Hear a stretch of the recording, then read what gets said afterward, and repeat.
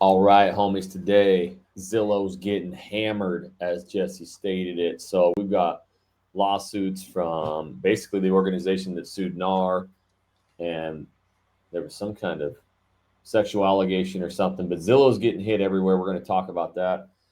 Also, Jesse's going to touch on this whole Compass acquiring rival real estate. There's a $1.6 billion deal, and kind of the debt involved with that, and what their plans going forward are. But I think one of the most important things we want to touch about, you were actually telling me, and I kind of stole it, but I wrote it down. Buyers are waiting for price to drop. And that doesn't mean like in general, that means like they're looking for listing prices to drop before making offers. But sellers are waiting for the rates to come down. And I actually talked to one of the biggest teams here in Houston, and he said he's getting phone calls every day from sellers who want to sell. He's like, they're saying the same thing. I'm like, what are they saying? And he's like, they're just waiting for these rates to go down. They all want to sell. So I'm pretty curious what that's going to cause. We already have, and in different markets too, but even here in Texas, man, we got like 4 or 5 months of inventory standing there. And then if more sellers come because rates drop, like what's that going to do? But we'll be touching on all of it. It's been a few weeks since we've done a podcast. We're dropping these as much as we can. And as always, if you've got questions, debates, JDow's numbers on the bottom. But let's start with that buyer and seller. Just start with that. Buyers are waiting for prices. Why are they waiting for prices to decrease? What we have right now, there's a lot of doomsday YouTubers, and social media has never influenced the industry like we're currently seeing it, right? Right. So what I've noticed after going to like all these events, and especially like industry specific coaches, like people that aren't in the real estate game but coaches, is they are like, these doomsday YouTubers are living rent free in these people's brains, because they're speaking, the industry coaches are speaking to truth and data, where the industry or the gurus and the doomsdayers are only speaking to clickbait headlines. Unfortunately, if you hear a message so many times as a consumer, you start to build that in as your core foundation of truth. Yeah. And so when you hear, I had a meeting yesterday, and I was speaking to this investor, and I'd actually talked to him like 6 months ago, and he told me how he'd done a hard money loan as the funder and how the person went into foreclosure. So he was asking me like what that looked like on foreclosing on them. And then I saw him yesterday, and he like told me, he's like, I could never believe it. I actually closed on that foreclosure. Like I closed on the hard money deal, but we ended up foreclosing on it, and I made a 30% ROI. And he's like, so do you think that pricing on homes is going to drop once the rates drop? And I'm like, what? And he's like, yeah. He goes, once the rates drop, that'll create a flood of inventory of sellers. And then we're going to see the inventory rise, and that'll create more supply, and we're going to see the prices drop. And I said, what about the 80 million buyers on the sideline, or whatever the crazy number is, of buyers that are waiting for the rates to drop? Do you think they're not going to buy? And he's like, oh, I never even thought about that. And I said, what, are you listening to these doomsday YouTubers? He's like, yeah, that's all they're talking about. How there's this silver wave coming, how there's all of these sellers that want to sell, but they're waiting for the rates to drop. So it's just going to flood the inventory, or the markets with inventory. And I was like, dude, that is so delusional. I said, what's going to happen is when the rates change, you're going to get more buyers than there are sellers, because yes, a lot of those, think about it. I'm like, for every seller right now, the ones that are going to sell are also going to buy that own houses. However, you have all of these buyers that are on the sidelines that there's not enough houses for.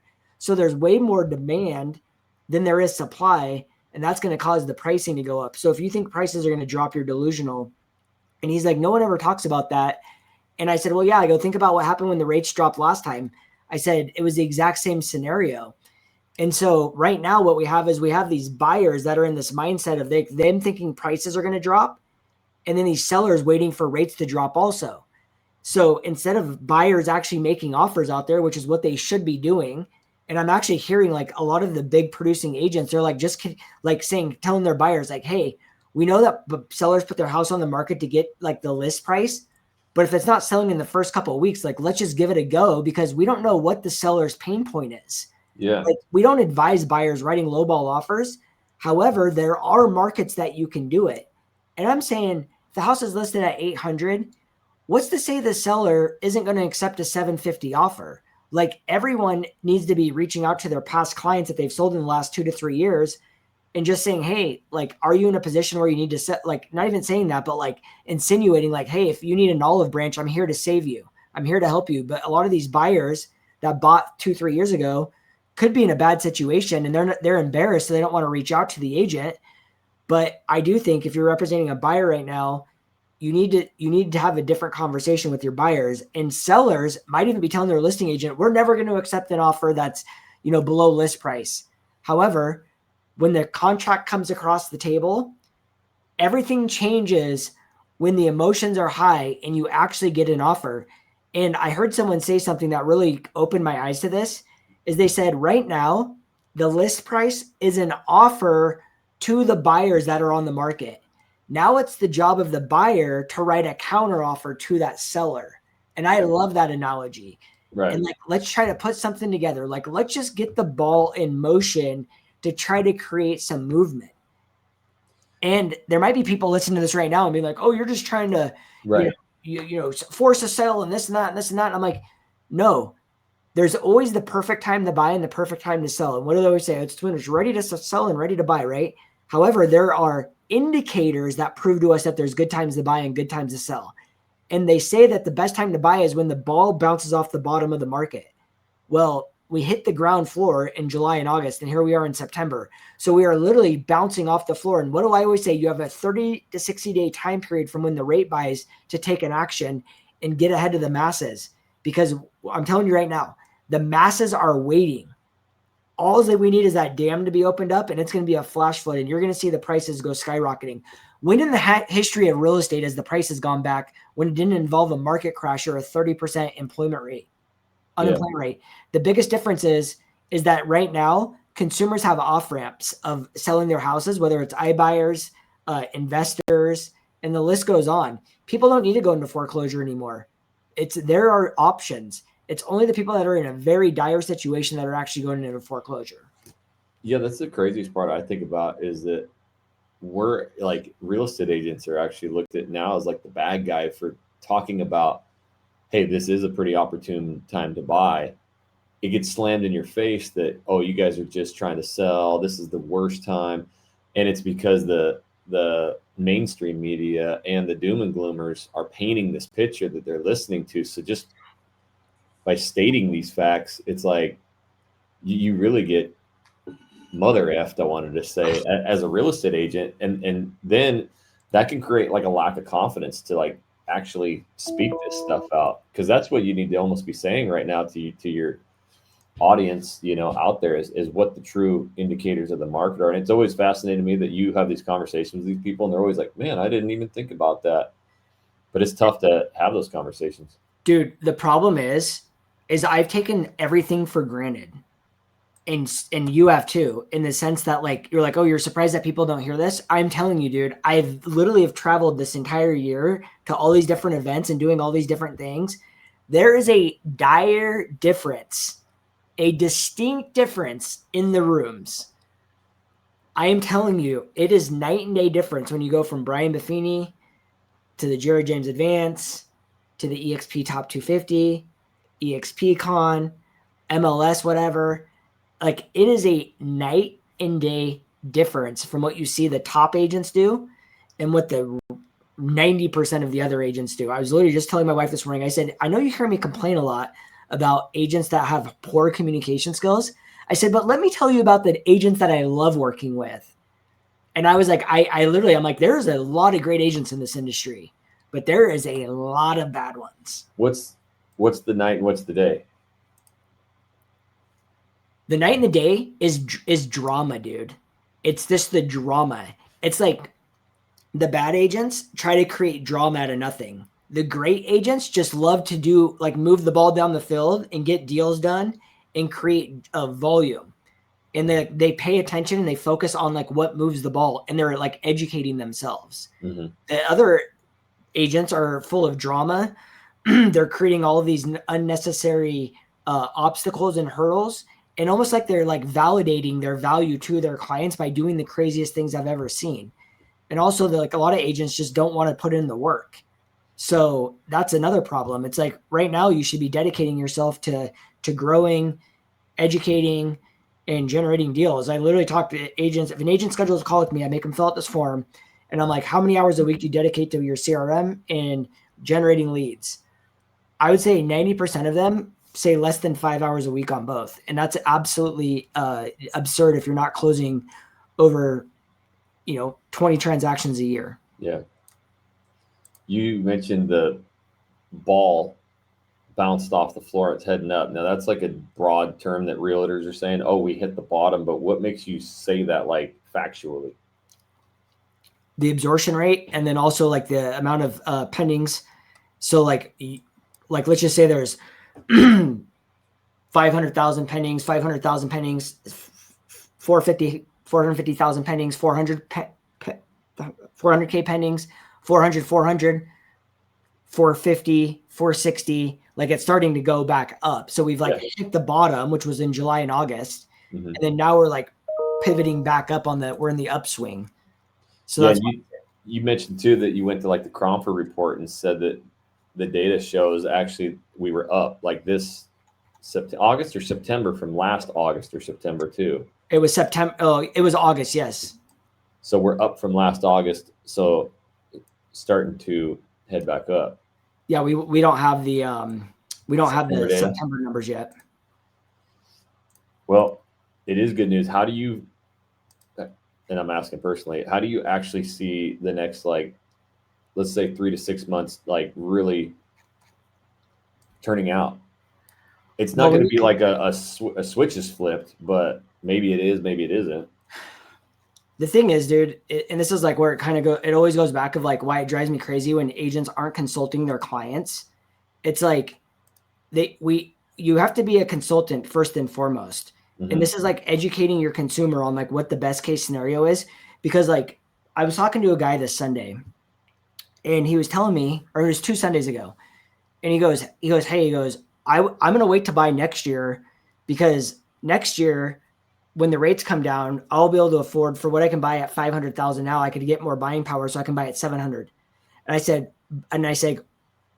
well, what makes you think that? And he goes, well, the rates are going to come down. Like I already know that. And I said, well, okay, what happens? Or he's like, or the builders will be offering these crazy incentives like they're offering now. I said, well, if the rates come down, that's going to go away because they're not going to need to offer the incentives. So I'm like, you can either wait and get into the masses with the competitive rates, or you can actually take advantage of the builders that are offering these crazy incentives today, which there's a lot of builders offering 3.99% down or interest rates on 30-year fixed. And so I actually asked the lender like how they're able to do that. And it's called forward purchasing.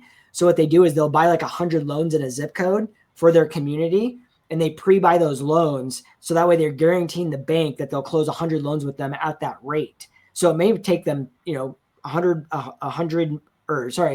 year or 2 years to get those loans fulfilled, but they're forward buying. So the banks are offering them those deals. Yeah. Unfortunately, a normal lender can't compete with it. So if you're an agent out there and you're like, you need to use my lender, these new construction lenders are garbage. They're never going to close this deal. You have to work with my lender and you're making your agent client pay 3% more, then you're a freaking fool.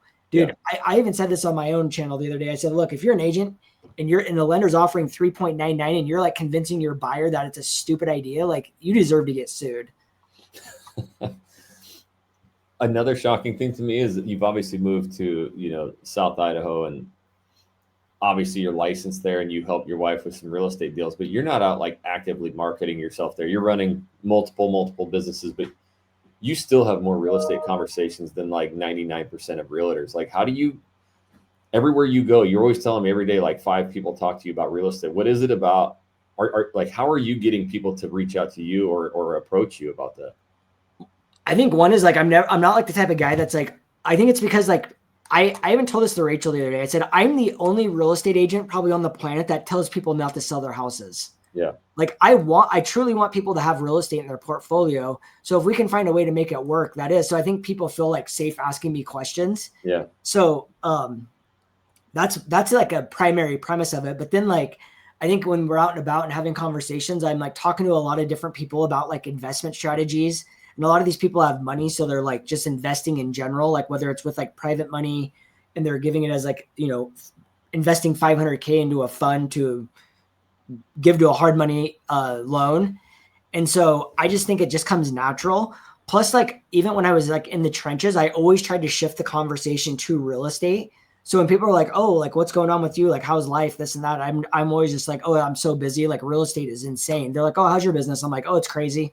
Like, I know everyone says it's slow, but I like, it's still like crazy. It's like, we're not using the market to dictate like our situation essentially. Yeah. And the thing you've mastered is you always ask a question back. So no matter what their question is, anything that has to do with real estate, you just ask them a question back. And it seems like they open up to you. And I know me personally, I'm more of like I'll just spew out the information and go. And that's probably not what they want. But when you ask them a question, it's like they'll ask you more. They'll get more information out. And then by that time, then you can have an educated, conversation with them. Exactly. To that point is like, I'm always telling them, I'm like, look, like, let's just say the guy with the interest rate situation, it's actually friends of Rachel's mom. And so I was telling him, I'm like, really, you just need to sit down and have a real open conversation. He's like, oh, when we're ready, I'll consult with you. I was like, and it's the same thing actually with Ken. Ken did the same thing to me. He's like, I'll let you know. I'm like, dude, no, you have to educate yourself now. You have to have, like, why is it? And I asked Rachel, I'm like, why do people feel that they always want to wait to have these conversations? And she actually broke it down with me real nicely. She said, people think a lender gets you the money. People think a real estate agent gets you the house. They think that they need to go out and do all the other stuff before they get to that point. Like, you're the last one in the stream. I'm like, realistically, like, we could be like way further upstream in the conversation and saying, look, I will help you put together a strategy. But they don't think of it that way. So like, I've tried to like change the messaging around that too. And a lot of people, like, unfortunately, I just will tell people what to do. So I'm like, look, you need to get on this call. You need to have this conversation. I'm going to send you an introduction. Please just show up and educate yourself. Yeah. Like, I'm trying to like save you money and like make you more wealthy in this moment. But obviously, and if you're never going to force someone to buy a house. You're never going to quote unquote sell someone a house. Yeah. It's like a lot of people think it's too far out of reach and they're just not educated to know the difference. I've always found it fascinating to listen to like the data side of it too, because that's not something I remember when I got into real estate, everybody was like, learn your market, know the numbers. And I just like, dude, that's like the last thing I want to know. But when me and you first started filming and we started clicking and I could kind of go my route and you went yours, you really kind of got into the weeds because you were working with some investor clients or high dollar clients. And whenever you tweaked it and started talking like that, it was like the calls came up. So they're also looking for that person who they can trust, one, but two, like they feel like, oh, this person knows what they're talking about. Well, that just goes back to the thing of like them educating themselves and like learning more. Like, I was just on a call with a broker, and he goes, the problem with today's consumer is, he's like, I've been in the game for 40 years. And he's like, I need to learn social media. I need to learn this. I need to learn that. And he goes, the problem with consumers now is they're doing so much research. Mm-hmm. So this goes back to like the doomsdayers, is like everyone just scratches the surface barely.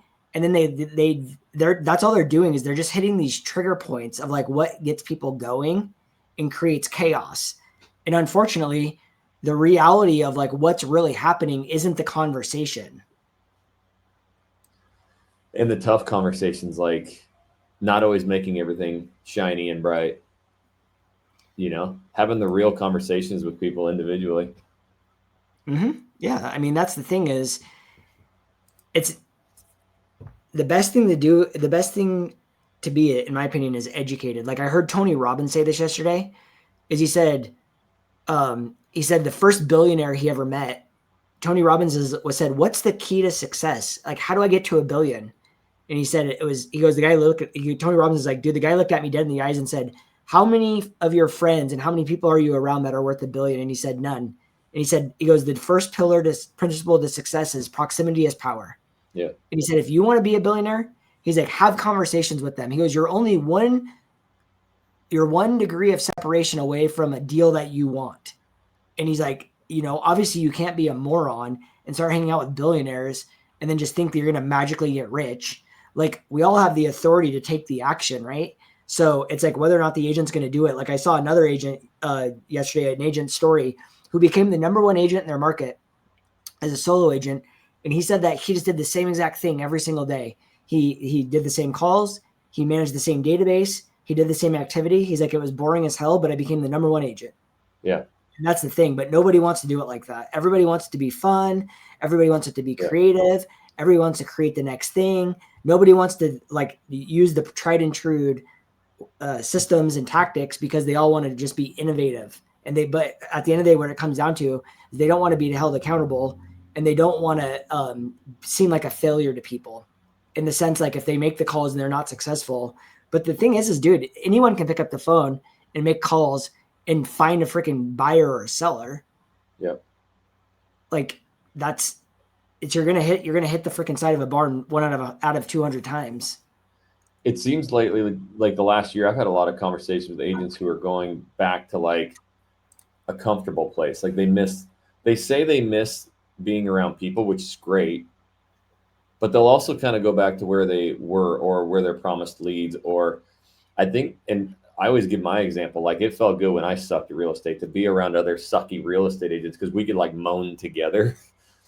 But it's when you get around people that push you into uncomfortable ways, it you know, that you can really grow. It's tough. Like Rachel, Rachel's like, I really hope that you don't stop like going to these events and doing these things because look at the traction that you guys have picked up. Yep. And I was like, that's so true. And the thing too is like, it's funny when you mention that, like agents want to be around other agents right now.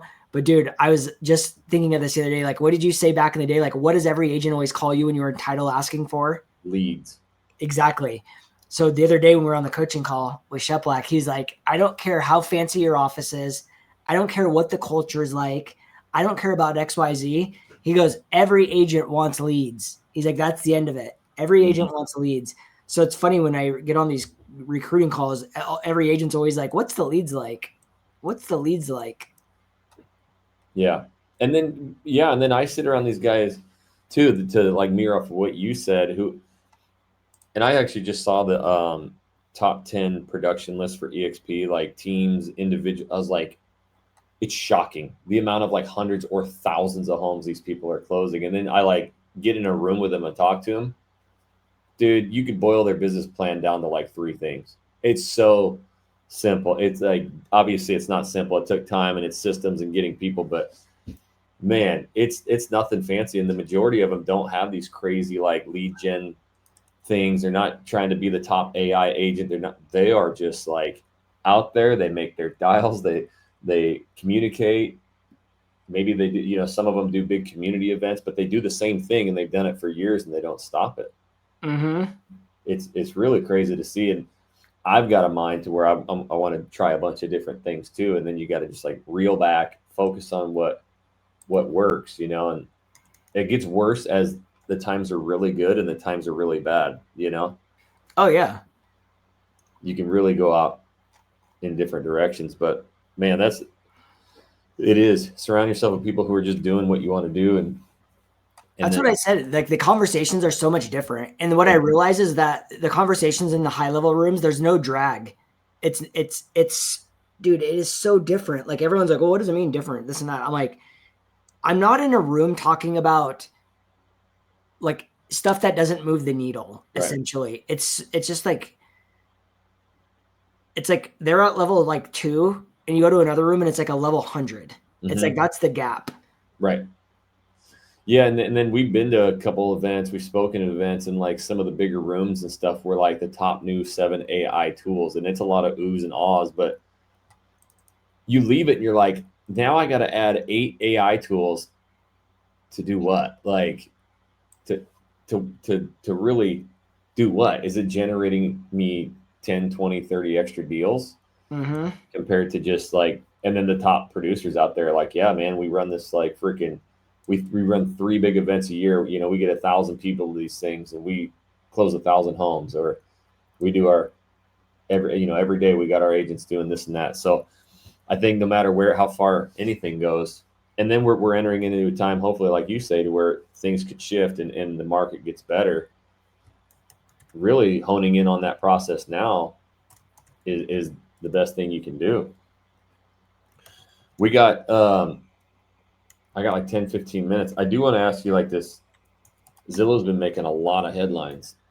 They're kind of getting hammered, getting sued. Why are they getting sued? Well, there's a couple of reasons. Number one is there was the same class action lawsuit filed by the same attorneys actually that filed the NAR lawsuit that's now going after Zillow, saying that inside of the Zillow Flex, they weren't disclosing that the leads, or basically the leads, were being routed to a non-Zillow agent. But also, like, after unearthing that, and what I've also come to find out is that there's more to the story, in the fact that also when a client, so basically what the attorneys were saying was that the agents were inflating commissions to cover the delta loss of the referral, which we all know is crazy.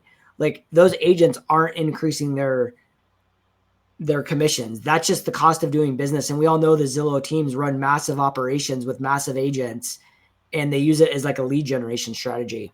However, what came to find out also through that process is that Zillow is requiring their flex agents to refer those leads to their internal mortgage company. And on the lead, it says, do you want us to connect you with our mortgage broker?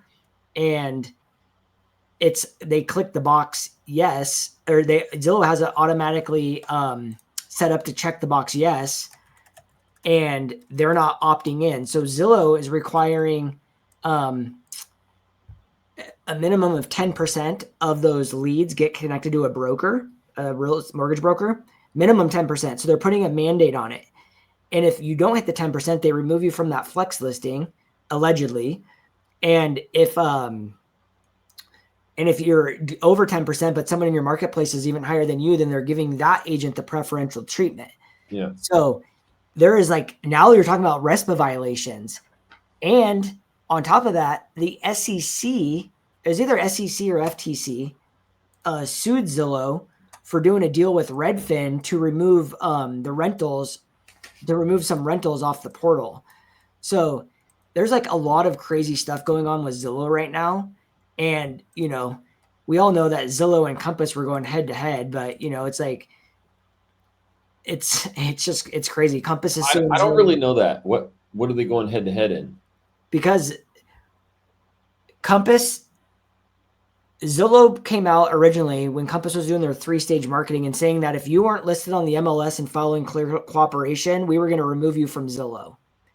Well, what Compass was saying is, like, Zillow is now dictating to the industry, like, what is what, and like, why are you removing us, but you're not removing other brokerages? So Compass is now suing Zillow also. So you have Compass suing Zillow, the class action lawsuit against Zillow. There was like a sexual allegations lawsuit just filed, and then the FTC or SEC, I'll have to look it up, is now suing Zillow as well for $100 million. Does it mean anything to Zillow? I mean, obviously it does, but like in my mind, I just picture him like laughing at this and going forward. Zillow, It seems so powerful, and at the end of the day, like that platform is used so much, and it's easy and simple. the problem also when I mentioned the thing about the flex agent is they also require their agents to use Follow Up Boss, and they own Follow Up Boss. So there's all of these stipulations now with Zillow, and like how they're making people like refer them to their brokerage or to their mortgage broker. Right. And it kind of reminds me of like CarMax and Carvana, where they like make all their money on their loans, right? So, but who's the middleman? The agent's the middleman. Right. Yep. Is this just a lot of noise right now, or is this going to change anything? Okay, so there's like so Zillow's value is like $19.5 billion. So realistically, like, can they afford a bill to like pay off these things? Absolutely. The thing is like there's like some industry linchpins, right? So like if you think about who's the biggest players in the industry, there's like 5 brokerages. It's EXP, Anywhere, Compass, Berkshire, Keller Williams, and Remax. Yeah. Those are like the top 6 brokerages in the country. So now you take a look at portals. You have Zillow, you have Redfin, Zillow at Homes. Homes is owned by CoStar. So you have Homes and CoStar like teaming up with Compass to battle up against Zillow and all the other brokerages I just announced. However, what did Compass just buy? Compass just announced their purchase acquisition of Anywhere Realty. Yeah, and Rival is that the same Rival and Anywhere? No. Oh no. It's Relogy. Got you. Oh, they're saying, well, when they say rival, they mean like a competitor. I got you. I thought it was Rival Real Estate. I'm an idiot.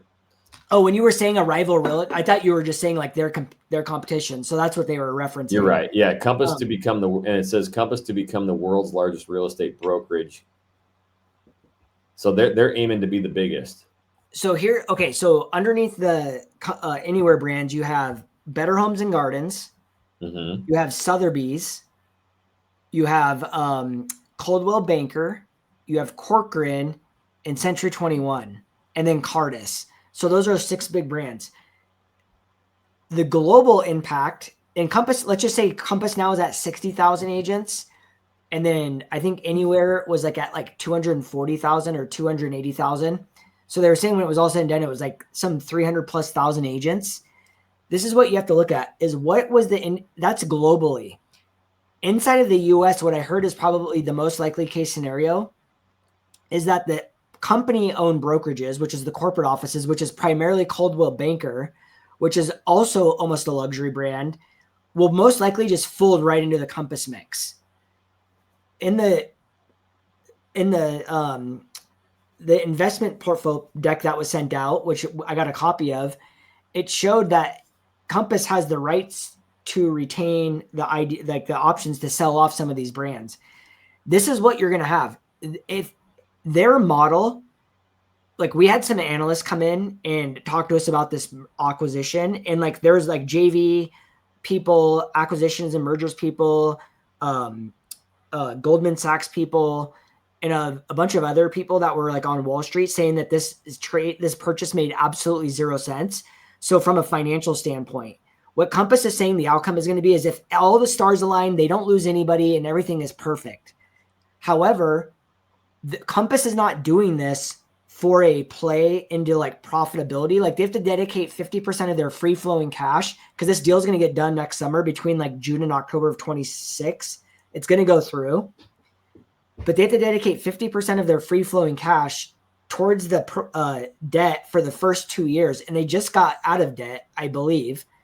So now they're buying or they're close to being out of debt. They got it back into free flowing cash positivity. So now now that it's essentially like you're taking a builder that's building a building that's in massive debt with the builder or a developer that's building another building that's like in a little bit of debt, but a little bit better credit. And you're basically consolidating into one big giant pool of massive debt, thinking that one of the investors has a better strategy moving forward. However, what this really happens is like, let's just say Coldwell Banker corporate strategy and US agents roll into the Compass. That's going to take them to about 90,000 US based agents. That's probably what the play is. And what that does is it puts Compass it gets them a bigger power position to fight the industry. And that's what my belief is. Robert Refkin is only doing this for power. That's it. It doesn't make any financial sense whatsoever. Dude, they can sit there and say that there's all of these technology efficiencies that they're going to solve and that they have the best technology and blah, blah, blah, blah, blah. Dude, look at like the pains that we have with EXP and technology trying to move into this AI world and putting everything on the data pond. And we were established in like 2009. Yeah. Now imagine all these franchises that are fragmented, that are all legacy brokerages moving to a new system. And here's the other deal. What do all of those brokerages have in common? They all wanted clear cooperation and they all wanted the opposite of what Compass was pushing. So now you're going to have this massive internal battle.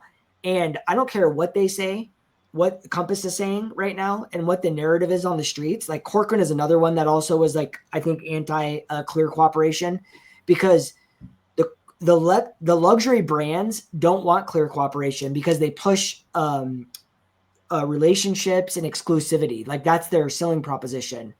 So you're going to have this massive battle, internal conflict. Also, I think the biggest franchise in the country is a Remax office with like 2,000 agents. So realistically, you're talking about all these tiny franchise pieces moving into this mix of a single agency brokerage, which I just don't see being smooth or working very well. And they're like, oh, we're still going to operate as those independent brokerage owners. But dude, none of those agents that are at C21 or Sotheby's or whatever, they've all had the opportunity to go to Compass for the last 5+ years. They haven't moved.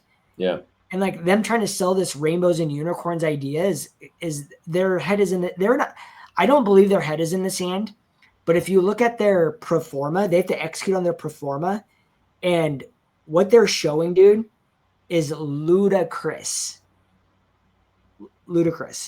And my problem with Robert since day one is that he's a day trader by trade. Like that was his career before real estate. And he always paints this like story of his mom was a realtor and he used to go to work with her, blah, blah, blah, blah, blah. And that's like, now he's going to be, he is only sole focused. It's just like Redfin. They tried to eliminate the agent. Zillow wanted to create transparency. Robert Refkin has tried to change the industry so hard and so bad and create this like trading platform for investors to like, in technology into the industry. How has Compass not been able to do it? And they've taken all this massive debt and all this erosion, but you take someone like Ryan Serhant that comes in and injects like nice branding, good positioning, value propositions, targets a specific agent demographic, and has all this success and grows all this capital and is profitable because he's from the real estate industry and he gets it. Mm-hmm. There's a significant difference when you have people from the real estate industry and people that are from outside the industry. And the biggest component to people that why they can't get into the industry is because there's so many MLSs and the data is just so fragmented, and that the majority of the industry is franchised. It's not a single agency ownership like EXP and Compass. So Right. these agents are absorbing the overhead costs of buildings and all that too. Oh yeah. And the thing is like with agents saying like, when I hear agents are like, oh, I just want NAR to go away and blah, blah, and the MLS sucks and this and that. I'm like, dude, that's like a forced sell by, like they're speaking like a forced sell by owner. They're idiots, dude, because like, that's like cutting off your nose to spite your face. You get rid of NMLS, you get rid of NAR, you might as well kiss your ass goodbye. Yeah. You will not be selling real estate. Man, I hate to have to cut this one off. I got to go pick up the kiddos, but Yep. You guys, this will be on the podcast. If you guys didn't know, we have a podcast as well, Channel Junkies, and then on the channel, I got Jesse's email there, jesse@realagentnow.com. If you want to add to this, debate this, any questions you guys got, we'll put them on the podcast. And if you guys ever want to reach out to us at all, there's his email, jesse@realagentnow.com. I've got info@jacksonwilkie.com. What's your YouTube channel? Jesse@realagentnow.com. What's your YouTube channel? Oh, Cloud-Based Brokerage with Jesse Dow.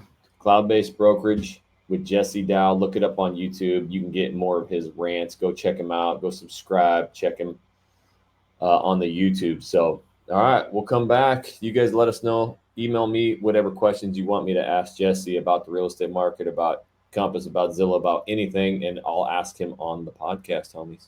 See ya.